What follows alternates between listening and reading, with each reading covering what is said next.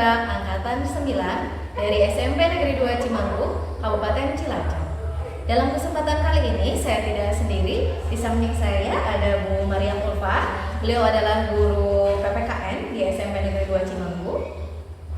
Oke, assalamualaikum Bu Ulfa. Salam Siwi. Bagaimana kabarnya Bu Ulfa? Alhamdulillah baik. Gimana kabar Bu Siwi? Alhamdulillah baik juga.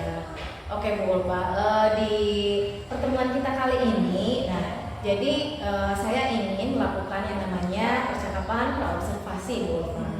Nah, percakapan praobservasi ini jadi diawali, jadi nanti kita kan akan supervisi ya, akan melakukan supervisi. Nah, tujuan dari supervisi itu sendiri sebenarnya adalah untuk mengetahui, kemudian mengevaluasi nanti pembelajaran yang akan Bu Ulfa lakukan. Nah, kemudian kenapa sekarang kita ada percakapan praobservasi? Nah, tujuannya adalah ini adalah sebagai persiapan awal supaya nanti Bu Ulfa itu lebih siap dalam melakukan pembelajaran di kelas pada saat supervisi kelas gitu ya. Nah, jadi supaya lebih maksimal nanti pada saat pembelajaran atau pembelajaran yang diberikan itu maksimal dan tercapai gitu tujuannya gitu. Nah, kemudian Bu Ulfa di sini saya akan menanyakan beberapa pertanyaan ya terkait nanti pembelajaran yang akan Bu Ulfa lakukan seperti itu. Nah, pertanyaan yang pertama, kira-kira nanti pembelajaran yang akan dilakukan Bu Ulfa itu tujuannya itu apa Bu Ulfa yang ingin dicapai? Untuk tujuan pembelajaran sendiri, ini kan materi yang akan saya sampaikan adalah pokok pikiran pembukaan Undang-Undang Dasar. Dan untuk tujuan pembelajarannya sendiri yang pertama, peserta didik menelaah isi dari pembukaan Undang-Undang Dasar itu sendiri. Kemudian setelah menelaah, peserta didik mampu menerapkan pembukaan Undang-Undang Dasar dalam kehidupan sehari-hari seperti itu. Oke, berarti tadi tujuan pembelajarannya menelaah dan menerapkan isi pokok-pokok dari pembukaan Undang-Undang 1945 ya. Oke. Nah, itu adalah tujuan pembelajarannya. Yang kemudian kira-kira terkait area pengembangan yang ingin dicapai itu oleh Bu Ulfa dalam pembelajaran tersebut apa Bu Ulfa? Untuk area perkembangan sendiri, yang pertama adalah pengetahuan dan yang kedua adalah keterampilan. Oke, pengetahuan dan keterampilan ya. Oke. Nah, kemudian dalam pembelajaran ini nanti kira-kira strategi apa? Strategi pembelajaran seperti apa yang akan dilakukan? Kemudian juga mungkin dari model pembelajaran itu apa? Kemudian metodenya itu seperti apa, Bu? Untuk strategi yang akan saya gunakan yang pertama itu adalah contextual teaching learning. Karena kita kan harus update perkembangan zaman. Jadi strategi yang akan saya gunakan adalah contextual teaching learning. Terus untuk model pembelajaran sendiri adalah problem based learning agar anak bisa berpikir kritis. Ya. Saya akan menyajikan masalah di kehidupan nyata dan anak nanti bisa menganalisis. Terus untuk yang metode akan saya gunakan adalah ceramah, diskusi, dan tanya jawab seperti itu. Oke, berarti menggunakan tadi strateginya itu contextual teaching learning ya, kemudian PBL, kemudian metodenya itu adalah ceramah, kemudian diskusi dan tanya jawab. Oke, itu sudah bagus sekali ya, sudah disesuaikan juga dengan perkembangan zamannya siswa ya. Nah, kemudian kira-kira Bu Ulfa supaya nantinya menarik, nah Bu Ulfa kira-kira nantinya akan menyiapkan media pembelajarannya seperti apa Bu Ulfa? Untuk medianya sendiri, anak-anak kan suka melihat video-video. Jadi nanti akan saya tampilkan video tersebut di dalam PowerPoint. Dan insya Allah jika memungkinkan bisa saya tayangkan di dalam kelas. Kalaupun tidak nanti saya share ke HP anak masing-masing. Nanti anak melihat di HP masing-masing. Kemudian saya sajikan video tentang masalah-masalah yang ada di kehidupan nyata seperti itu. Oke, berarti menggunakan teknologi ya di dalamnya, diintegrasikan dengan teknologi. Luar biasa sekali. Nah, saya sudah cukup jelas ya kira-kira nanti bayangannya itu pada saat pembelajarannya itu akan seperti apa saja. Nah, kemudian Bu Ulfa, kira-kira nanti Bu Ulfa akan melakukan pembelajarannya itu untuk supervisi di kelas itu kira-kira kapan Bu Ulfa? Kemudian di mana, di kelas berapa gitu ya? Nah, pada jam berapa? Di jam berapa? Sesuai dengan jadwal, insya Allah akan dilaksanakan pada Selasa minggu depan. Tepatnya di kelas 9B pada jam pertama dan jam kedua. Oke, berarti hari Selasa kelasnya 9B ya? 9B jam pertama dan kedua. Oke, berarti nanti pada hari tersebut saya akan masuk ke kelasnya Bu Ulfa ya, mohon maaf nanti saya akan masuk melakukan supervisi. Nanti pada saat itu nanti saya akan melihat Bu Ulfa, kemudian juga mencatat apa saja yang dilakukan oleh Bu Ulfa. Nah, kemudian nanti pada saat setelah pembelajaran atau observasi itu sudah selesai, nanti ada yang namanya percakapan pasca observasi Bu Ulfa. Ini pra, nanti ada pasca observasi atau pasca supervisinya itu. Nah, tapi nanti pada saat pelaksanaannya di pasca observasi nanti akan didampingi oleh pengajar praktek saya, jadi pengajar praktek dari guru penggerak, supaya nggak apa-apa ya. Nah, oke, sebelum percakapan ini berakhir, saya ingin menanyakan pada Bu Ulfa, kira-kira dari percakapan kita kali ini apa yang Bu Ulfa dapatkan? Dalam setelah percakapan ini Bu, saya memiliki gambaran apa yang akan saya lakukan, termasuk dalam hal pembelajaran, terus dan lebih mempersiapkan dalam proses pembelajaran yang akan saya laksanakan. Oke, jadi lebih siap, lebih mantap ya. Lebih mantap. Apa saja yang akan dilakukannya. Oke, jadi saya juga sudah mendengar Bu Ulfa tadi pembelajarannya akan seperti apa, kemudian medianya seperti apa, mudah-mudahan nanti pada saat pelaksanaannya lancar ya Bu Ulfa dan mencapai tujuan yang diinginkan. Demikian mungkin percakapan pra observasi untuk kali ini. Terima kasih. Oke, terima kasih. Barusan kita telah melaksanakan yang namanya percakapan pra observasi dengan Bu Maria Ulfa, guru dari SMP Negeri 2 Cimanggu, Mapel PPKN. Terima kasih. Wassalamualaikum warahmatullahi wabarakatuh. Assalamualaikum warahmatullahi wabarakatuh. Waalaikumsalam warahmatullahi wabarakatuh. Oke, sebelum pembelajaran dimulai, marilah kita untuk berdoa terlebih dahulu. Silakan ketua kelas. Ada gantinya siapa wakilnya? Ada juga. Silakan siapa dulu? Yang lainnya. Gerak, mulai.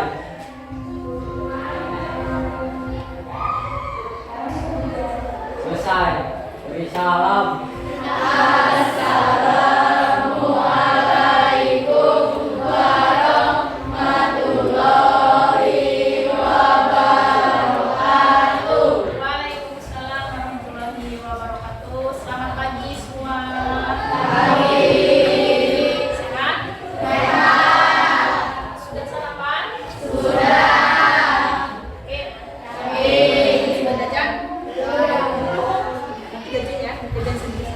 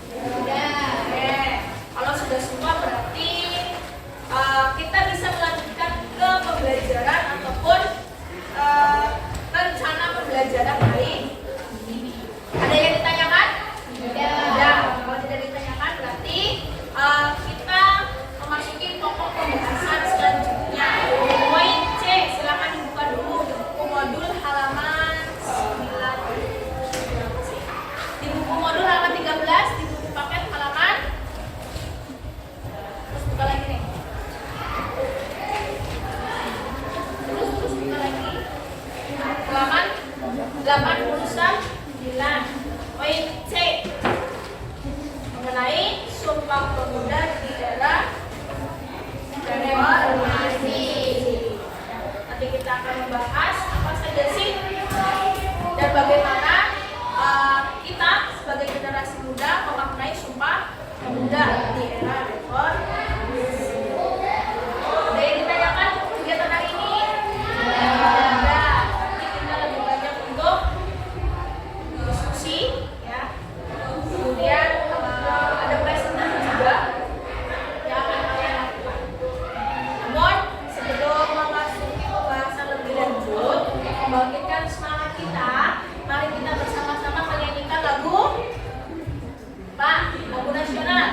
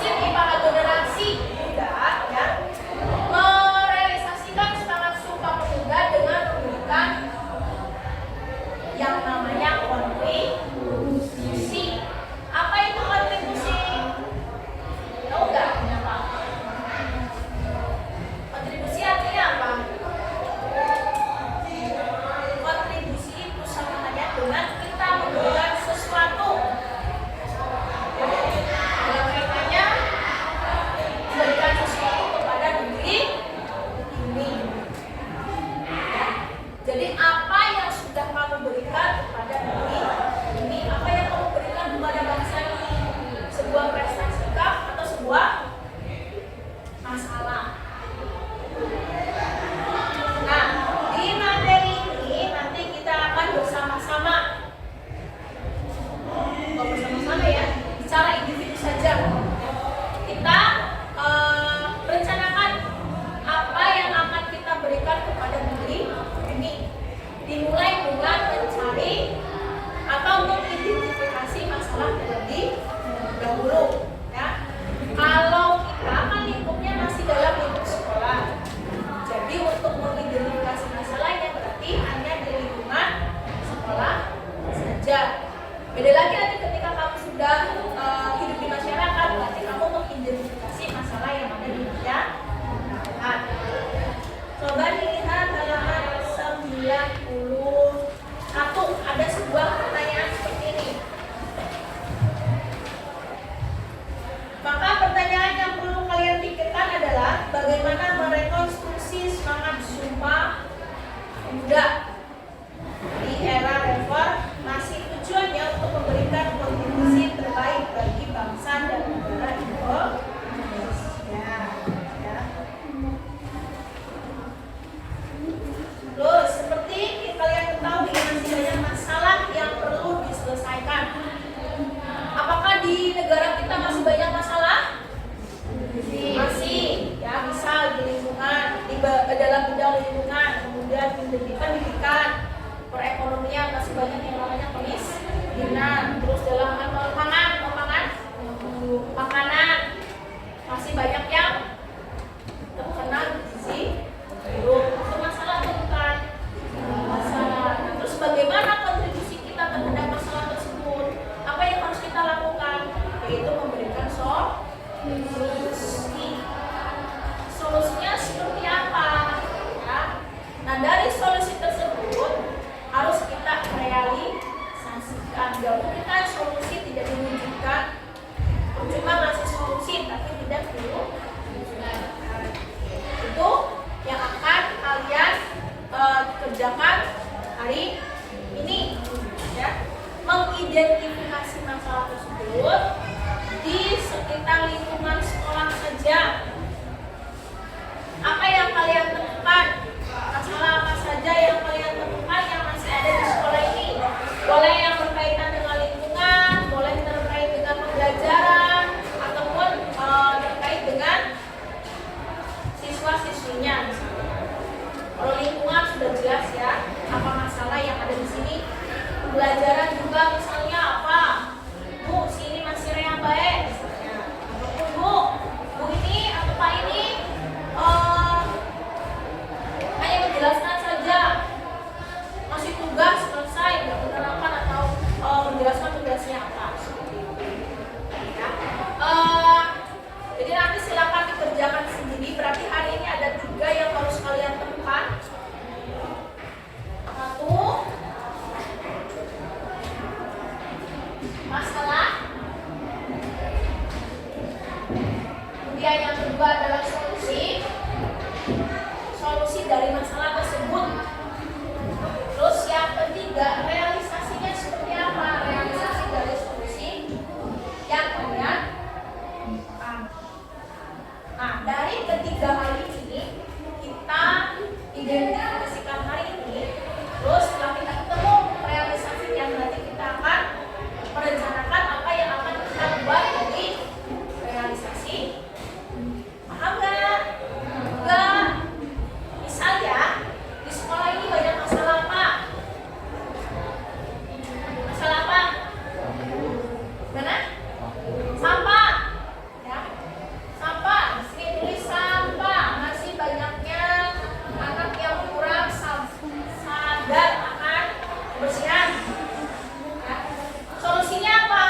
Apa yang kamu berikan untuk solusi masalah ini? Itu sampah. Misal apa? Ya, buang sampah pada tempatnya. Solusinya apa? Realisasinya apa? Apa? Membuang sampah pada tempatnya udah selesai kampung. Ya, besoknya kayak gitu lagi. Besoknya lagi marah. Nah, di sini berarti membuang sampah pada tempatnya. Bisa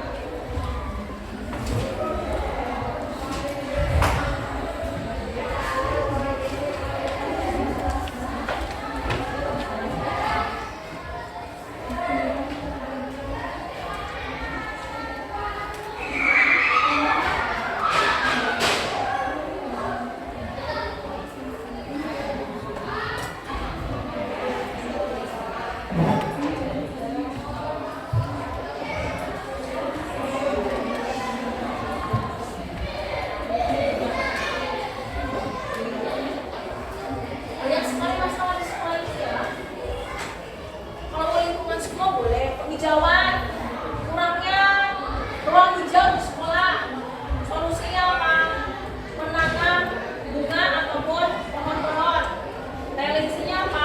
Yaitu kalian membawa bunga atau membawa pot yang sudah ada tanamannya, terus kalian taruh di tempat-tempat tertentu. Kan bisa menjadi ruang hijau. Tuh, ini yang paling gampang.